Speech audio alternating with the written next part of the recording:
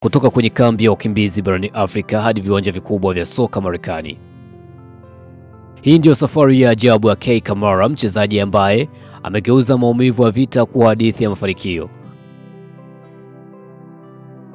Akiwa na umri wa miaka 14, Kamara alilazimika kukimbia vita vya wenyewe kwa wenyewe nchini Sierra Leone, akihifadhiwa nchini Gambia kabla ya hatimaye kuhamia Marekani miaka miwili baadaye.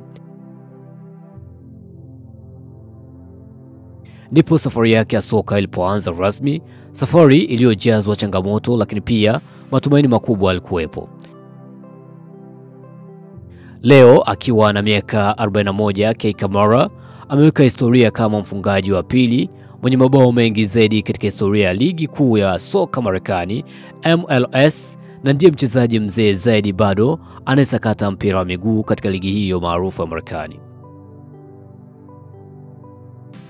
Kamara amewahi kuchezea vilabu kadhaa vikubwa nchini humo, akiheshimika kwa nidhamu, uzoefu na uongozi wa ndani ya uwanja.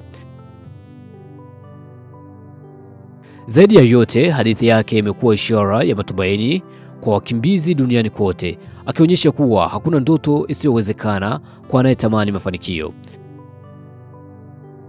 Katika mahojiano yake, Kamara alisema kwa fahari, namnukuu, "Nilitoka kwenye vita nikiwa sina kitu, lakini leo nasimama nikijivunia hadithi yangu. Mimi ni mkimbizi lakini pia ni mshindi."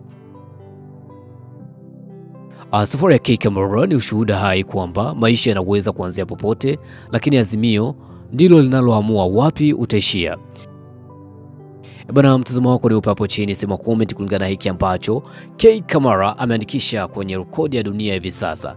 Bwana, mimi ni Mr. Baro, the king of all black men, _ the world wide one, that's my name. Lakini pia ukiniita Crash dada, utakoje kosea na utakoje patia. See you another time.